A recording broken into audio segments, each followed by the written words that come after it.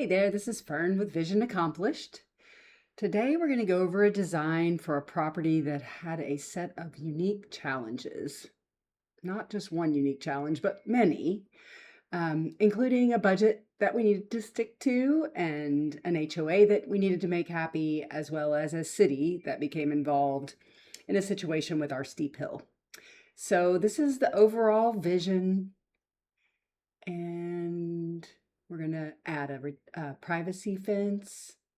We, per city request, are adding this drainage system through the middle of the yard that connects to the neighbors' drainage systems on both sides to try to keep the water from just flowing down the hill right into the neighbor's house at the bottom of the hill. We also are trying to achieve privacy from our view from the porch. Got a couple of tricks I incorporated for that. So let's go over the nuts and bolts, the hardscapes first. So I'm going to hide the plants just so we can see what's going on. I have a couple of pictures out here of what's going on now. You can see that the back of our house, which is the door here, has a small concrete pad that's poured sort of on grade, kind of slopey and not very big. It's only 10 feet deep and 20 feet wide, and it's not quite big enough to be useful. But in addition, if you look out across the backyard, the topography, the terrain slopes from up here at 0 all the way to the property line down here. This is 8 feet below this area, only over a 40-foot run. So achieving some backyard space that's actually usable was a challenge. First of all, this is all a drainage easement for the city, and so we've met with them and gotten permission to build a retaining wall and a fence in this drainage easement, as long as we incorporate that stormwater system through the middle of the space to keep the stormwater, as I noted, at the top of the hill and to the side where they have inlets, culverts on each end. But this is not an easy backyard to use.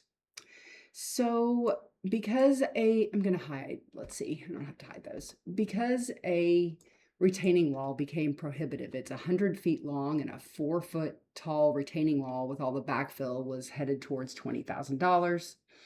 Instead, I came up with this idea of using free riprap. The city of Tucker has a program, and they'll deliver about 12 tons, which is just about what we need to cover this 4-foot super steep area. And then instead of building a wall, my suggestion is that we just bring in soil and compact it and raise the level of our middle backyard by a couple of feet and use the riprap to, hold on, let me hide the wall. Use the riprap to help control erosion. We're going to pack this down really well, and then the riprap will help keep the dirt from, it'll act as a wall, just not as a straight up and down plane. Instead, it will be a wall at an angle, if you will. Does that make sense? So we are raising up the soil from about here to about here and just creating a more level space. The drainage portion of the interior is a 3.5-foot wide dry creek bed that we will excavate out to be a swale with a berm behind it. And it's also got a nice curved shape that will help all the stormwater not just flow right through it, but instead hit it and be able to go to the right and to the left. Let's put back in our fence. And no plants yet, because I want to talk about this patio space. So the current patio is right out centered on the back door, 20 feet wide by 10 feet deep. And it's not so useful because the door is right in the middle of the patio space. So there's really nowhere to put furniture on the left or the right without having to walk through it. And it's not quite deep enough to be able to walk around a table and chairs without stepping off the patio. So the solution is to remove that old concrete patio and move the entire patio over to the left, where it starts basically at the door and then extends 24 feet all the way down basically to this last window. We're capturing this kind of dead wall space to be able to put our grill or whatever unsightly thing that we want to put out and not see looking straight out our back windows. I do believe this is going to require a small retaining wall. It might not be quite this tall. This is showing about a foot tall retaining wall to support the extra couple of feet of depth of our patio. Let's look back again. You see it does drop off. So we're going to need either an extra thick concrete pour or a small retaining wall to support 2 more feet of concrete in this direction. That is all of the nuts and bolts. In addition, we're doing a 6-foot fence. All of these dimensions and calculations will be in the construction 2D documents that will accompany this video shortly. But I've got 1 3-foot walking gate right by the house here and a double 4-foot plus 4-foot gate just in case we need to get a tractor back here for any reason. Remove a dead tree or whatever. We have access.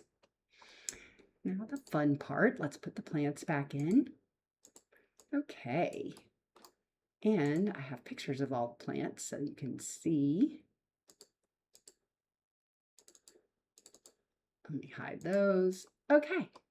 We'll start over here on the right side of the patio. I have incorporated a few flowering perennials right here. These are shown as blanket flower, Gaillardia, but that could be any low-growing perennial flower.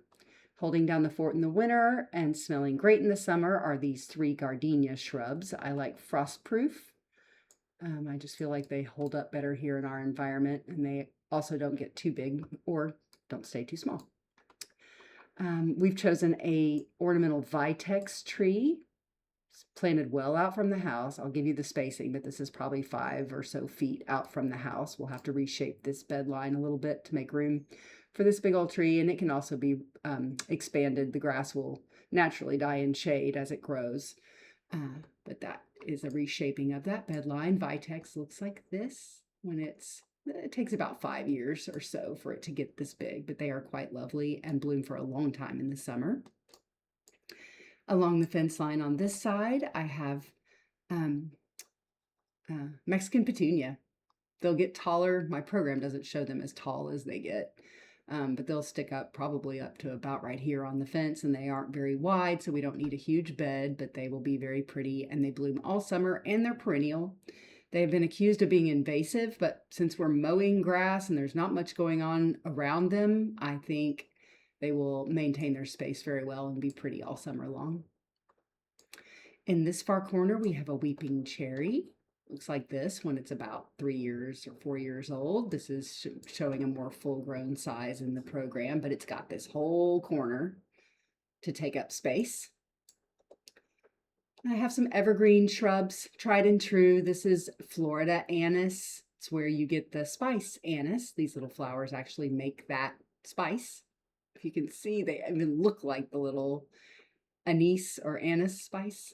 It's a really wonderful plant. Smells good when you crush the leaves, and they're evergreen and they're native to our area, so they do really well. Holding down the center is tried and true Laura Pedlum.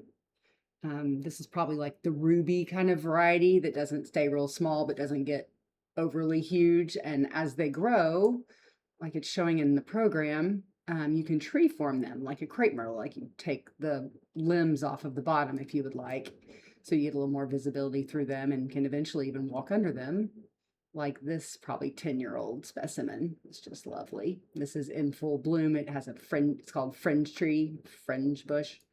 It has a fringy pink flower in February-ish, late winter, early spring.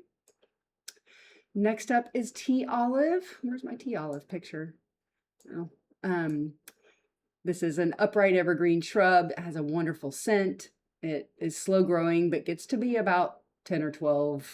After 20 years, it might be 15 feet tall, but slow growing enough to contain and maintain.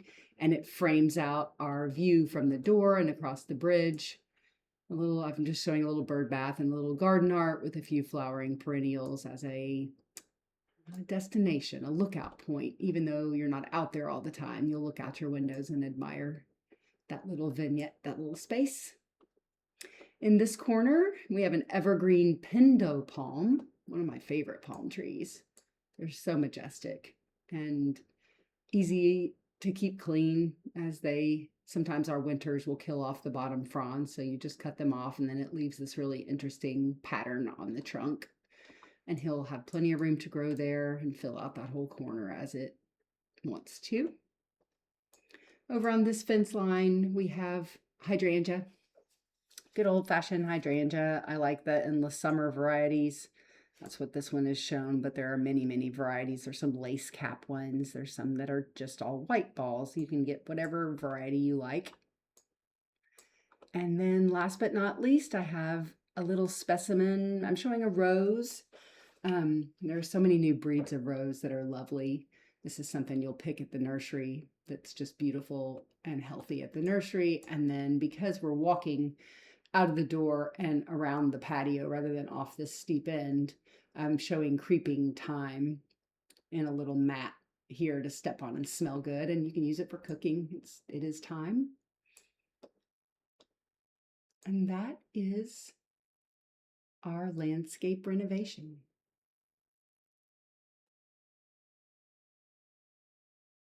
Be a lovely view. Look out the windows. Raising up the fence blocks the view of the neighbor behind us.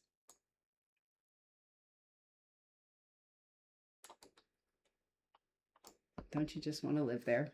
This is Vision Accomplished with Fern Cook.